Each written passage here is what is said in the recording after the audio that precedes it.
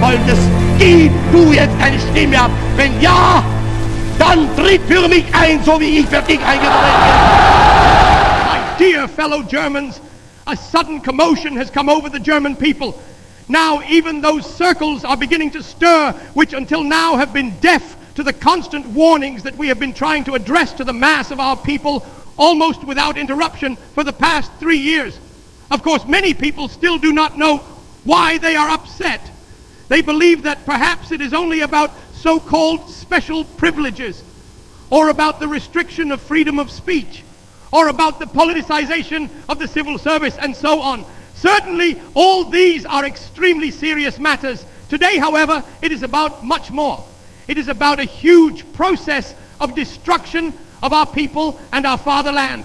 This is happening now before our very eyes. All these things would be trifles in themselves if they did not represent characteristics of a process which has been taking place for many years and whose end will be a horrible one. We can all sense that now two worlds are colliding with each other, and not only here, but everywhere we look, in the now oppressed Russia, in Italy, in France, and in England, etc. A relentless struggle between the ideals of the national-minded and the nebulous international. It is a struggle that now goes back almost 120 years. It began at the moment when the Jew received the right of citizenship in the European states. The political emancipation of the Jews was the beginning of a madness, for with it one gave full civic rights and equality to a people which was racially much more clearly and abruptly demarcated than all others, which always formed and will always form a state within the state. Perhaps not all at once, but it went just as it does today, and as it always has gone. First a little finger, then a second and a third, and so bit by bit, until at last a people which still in the 18th century appeared to be completely alien came to possess politically the same rights of citizenship as ourselves. And that's exactly how it went economically as well. The mass industrialization of the people meant the crowds came into being. Unfortunately, not properly handled by concentration of great large masses of workers in the cities, those who had the moral obligation to take care of them. In parallel with this, however, there was a gradual monetization of the entire labor force. The share system came into being, and as a result the stock exchange gradually became the conductor of the entire national economy, but the owners of this institution were, and are without exception, Jews.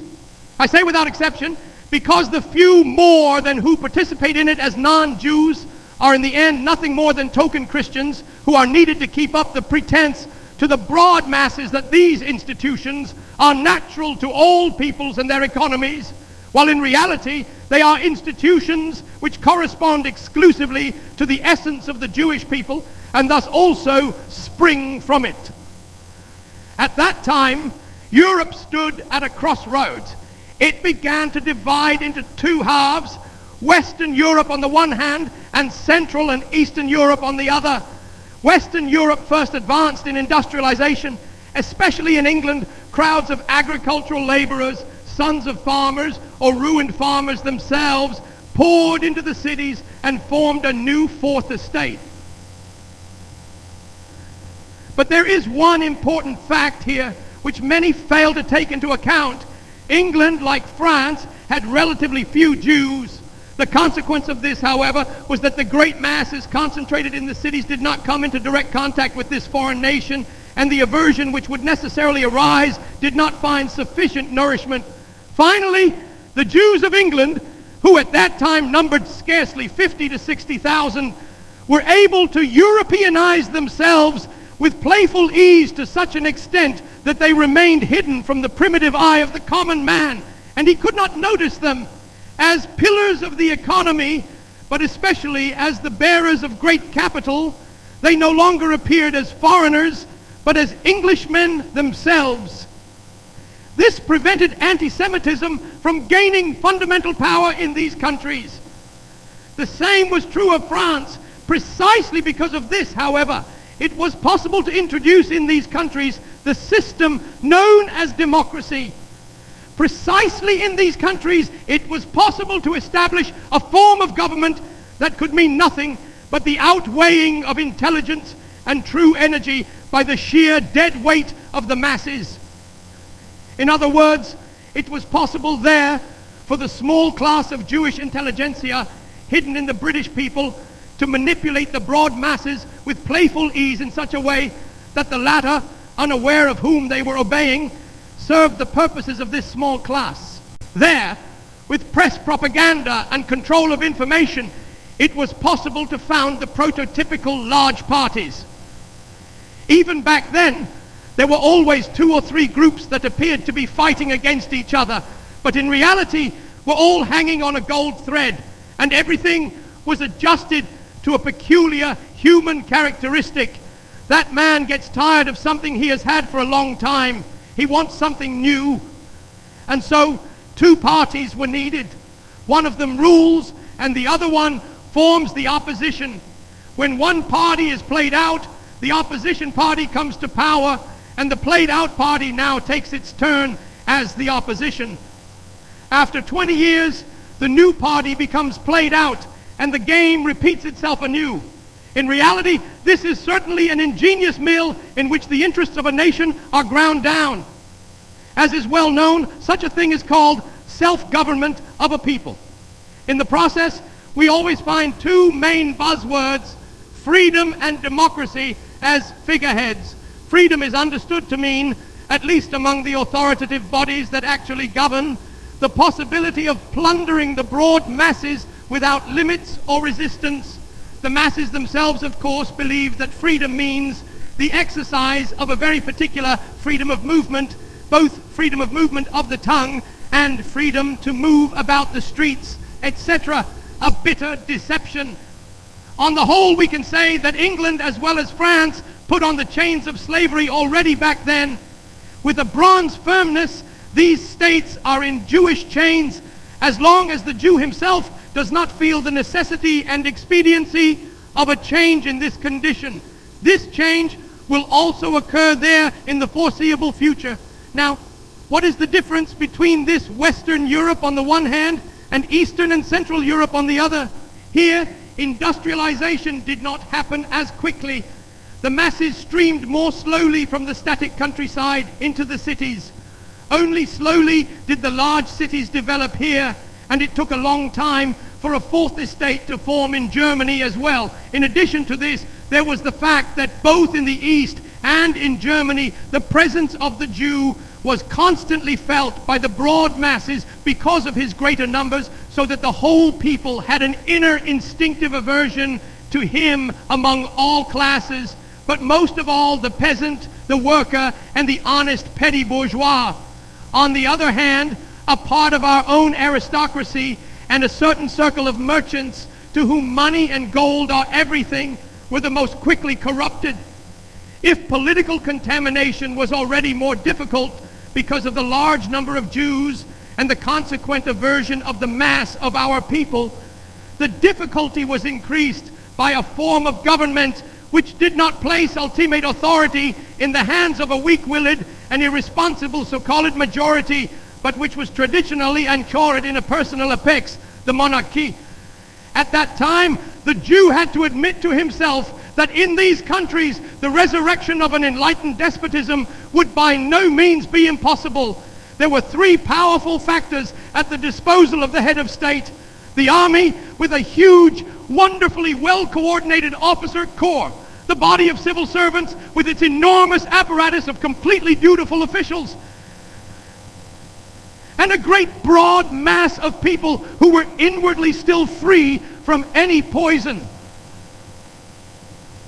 And if we add to this the fact that at that time the national intelligentsia in Germany was still almost exclusively predominant, that even wholesale trade was still in German hands, that above all the young, flourishing, rich industry was of German origin and German ownership, and that further the enormous peasantry, the last reservoir of a nation's strength, was still completely uncontaminated and healthy, we understand the following consideration of the Jewish people, who at that time were gaining political equality.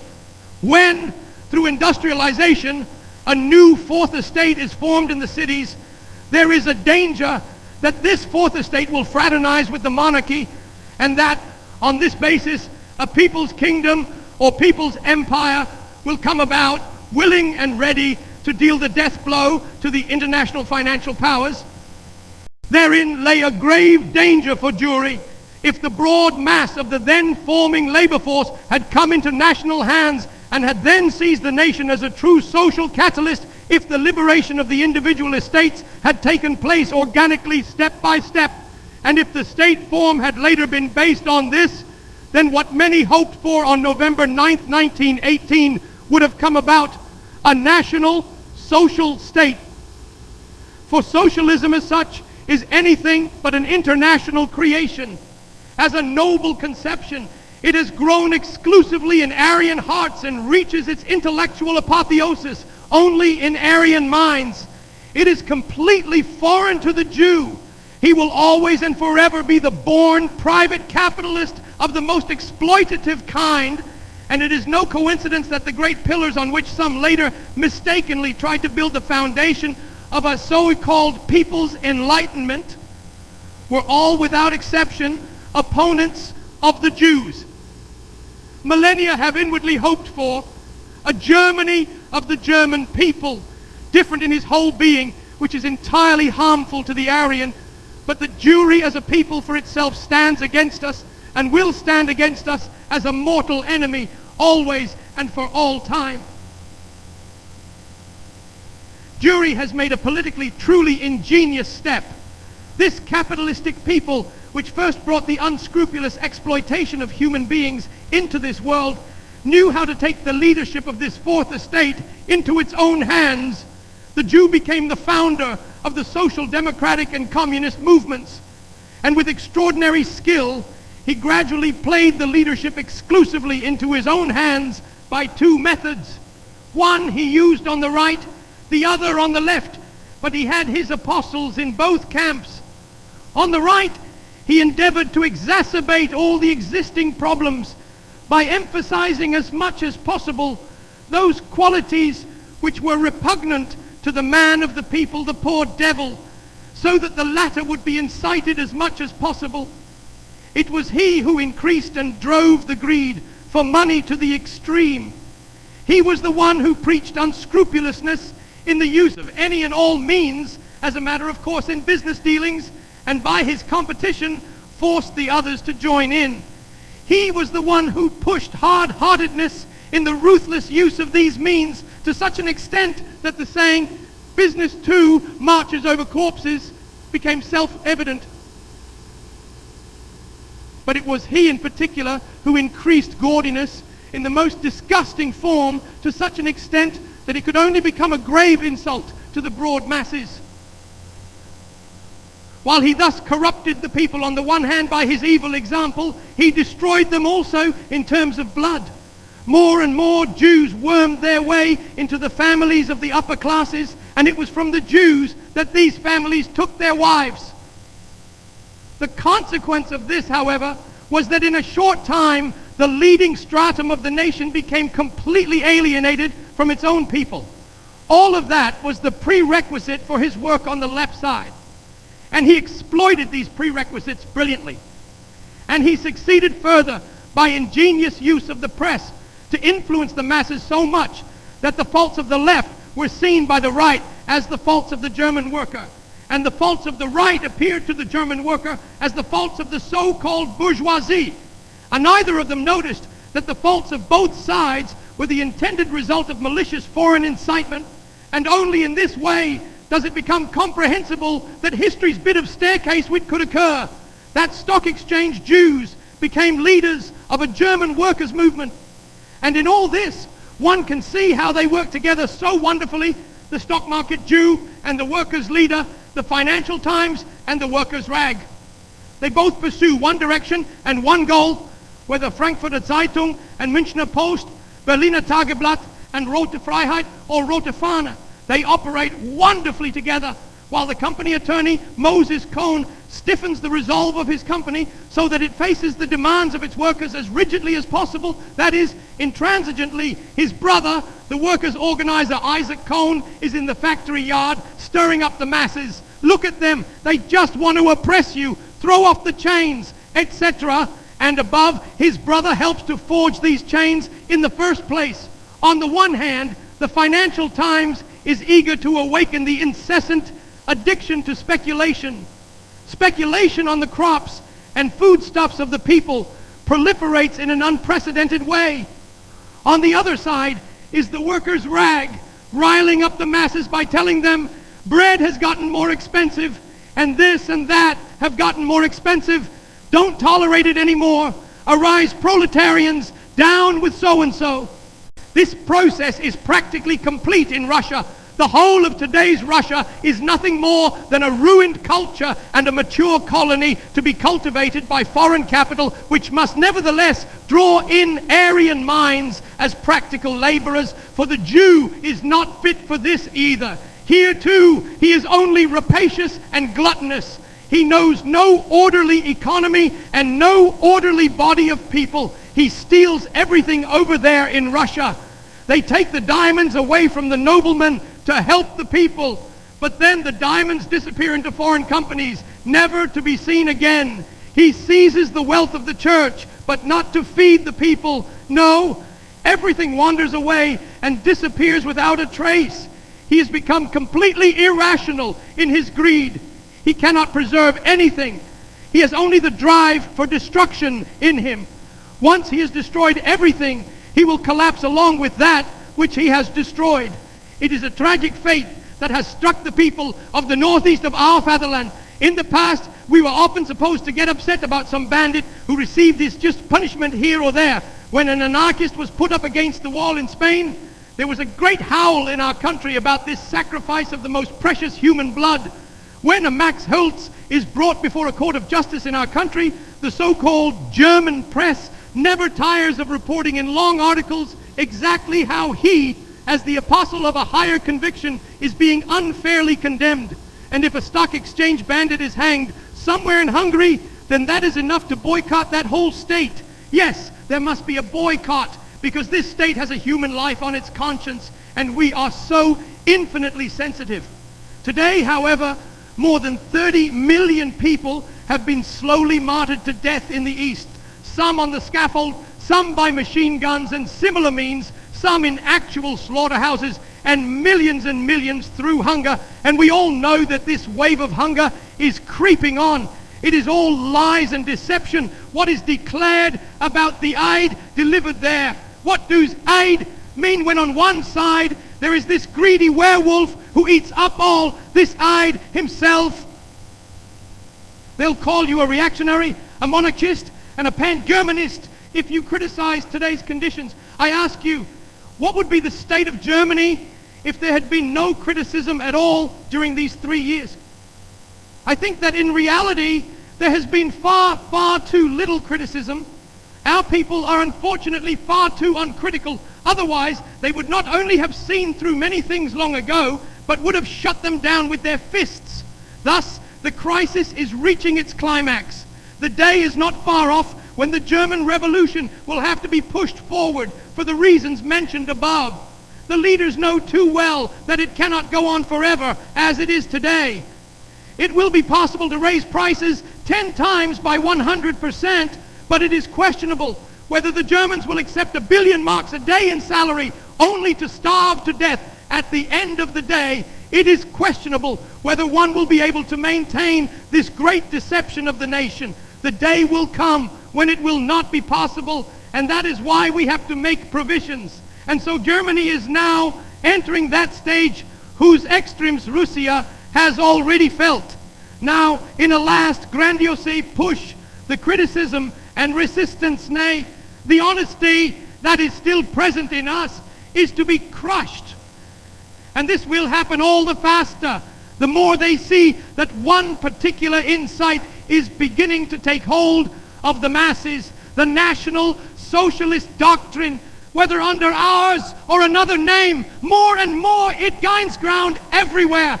All these people cannot yet be in a party together, but wherever one goes in Germany, indeed almost in the whole world, there are already millions of thinkers who know that a state can only be built on a social basis. And secondly, that the mortal enemy of every truly social idea is the international Jew.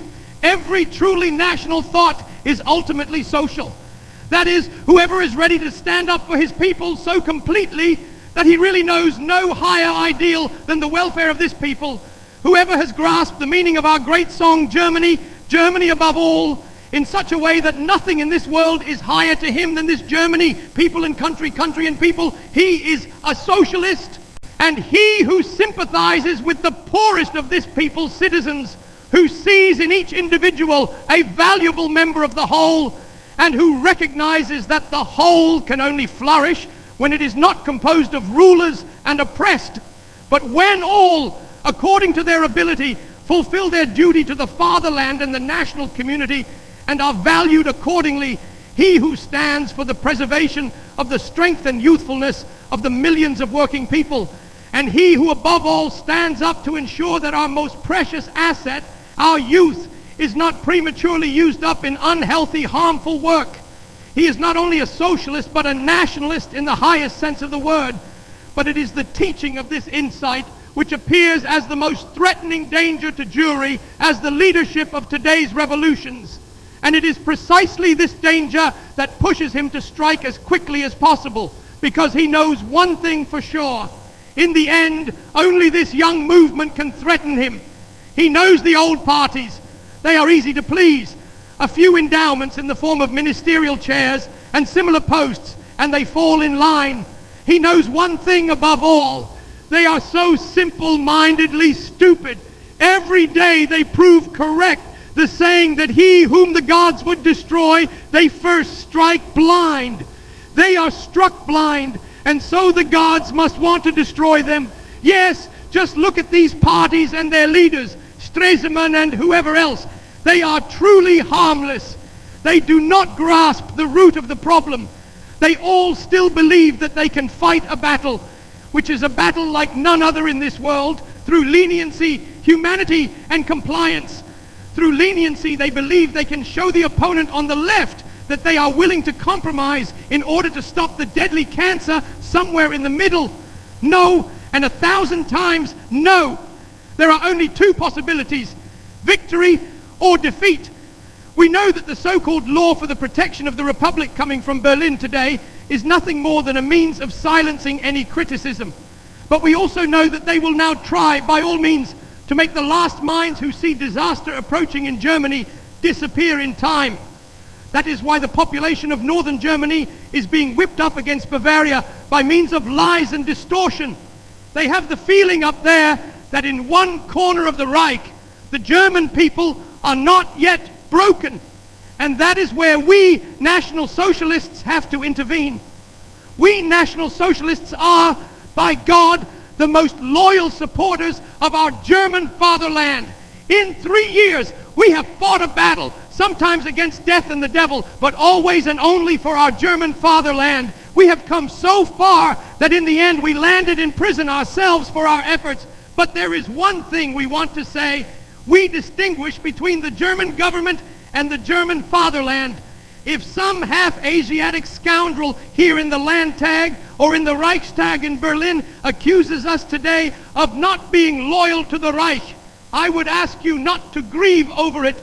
The Bavarian people has proven its loyalty to the Reich with its countless regiments which fought for the Reich and were often buried 2 or 3 times under the earth. We are convinced, and this is ultimately our only great faith, that the German Reich will once again rise out of this most bitter misery and all this hardship, different from how it exists now, not as a birth of misery and wretchedness, but that we will once again have a true German Reich of freedom and honor, a real fatherland for the entire German people, and not a haven for foreign crooks. Today people speak incessantly about federalism, etc. I beg you, don't rail against the Prussians while groveling before the Jews, but show yourselves stiff-necked against those now in Berlin. And if you do that, You will have millions and millions of Germans behind you throughout Germany, whether they be Prussians, Badeners, Württembergers, Saxons, or Austrian Germans. What we did not fear at that time, but rather foresaw, because I never said that it could come, but always that it would come, because it must come, and there is no way around it, has now come to pass. Because we foresaw this at the time, we resisted. And because we foresaw that today our task would not be complete, but that this too is only another step on the way into a morass of blood, we now ask you one last time, remain stiff-necked now and resist to the last. We National Socialists, who for 3 years now have done nothing but preach, insulted and besmirched by all, mocked and ridiculed by some, blasphemed and slandered by others, we cannot go back. For us there is only the one straight path. We know that the fight that is about to begin will be a hard one. It will not be fought out in the Reich Court in Leipzig, nor will it be fought out in a Berlin cabinet. It will be fought out by those real factors that have always shaped world history up to now. I heard a few days ago in a ministerial speech that the rights of a state could not be eliminated by simple majority decisions, but only by treaties. Bismarck had something slightly different to say about this. He said that the fate of nations could not be determined by majority decisions, nor by treaties, but only by Blut and Iran. There should be no doubt about it. We National Socialists will not let Jewry cut our throats without fighting back. In Berlin, they might organize dinner parties with the Jewish executioners of Soviet Russia. Here, they will never do that. They may today begin to set up the Cheka, the Extraordinary Commission in Germany, and let it operate freely. We will never submit to such a Jewish commission. We have the rock-solid conviction that if 7 million people in this state are determined to stand up for their no to the last, then the evil specter over the rest of the Reich will collapse into nothingness. For what Germany needs and longs for today is a symbol of power and strength. So, at the end of my speech, I have to make a special request to those of you who are young. There is a very special reason for this. The other parties train their boys in mouthing off.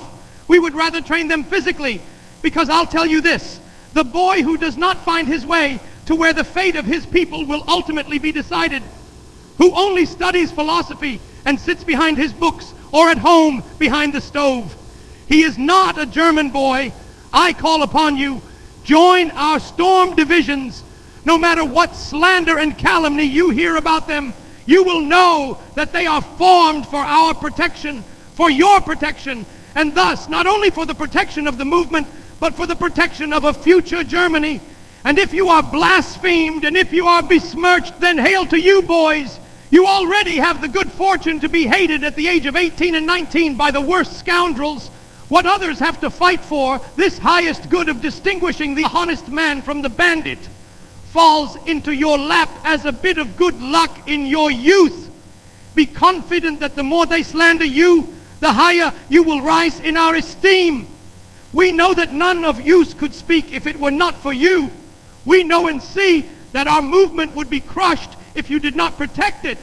Today, you are the defense of a movement that is called to revolutionarily transform Germany from the ground up, so that what so many expected on November 9th may come to be a German Reich, a Germanic, and for our sake, a German Republic.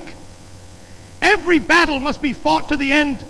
Better that it comes sooner rather than later. And the one who goes into the fight with the most confidence from the start stands the most secure. And this highest confidence we can carry in our hearts, for whoever is the leader of the German people on our side today, by God, has nothing to gain but everything to lose. He will have one great guarantee. Whoever fights for us today cannot win great laurels at present, much less great wealth. Rather, he is likely to end up in prison. Whoever is a leader for us today must be an idealist, if only because he leads those against whom everything seems to conspire. And finally, take this one assurance with you. If this fight were not to come, Germany would never get peace. It would languish. and at best finally perish as a rotten corpse. But we are not destined for that. We do not believe in the downfall of our people. We believe that the disaster which today our Lord God sends upon Germany is the scourge which will whip us up to a new greatness, to a new power and glory, to a Germany which for the first time shall fulfill what millions of our best through centuries and millennia have inwardly hoped for. A Germany of the German people,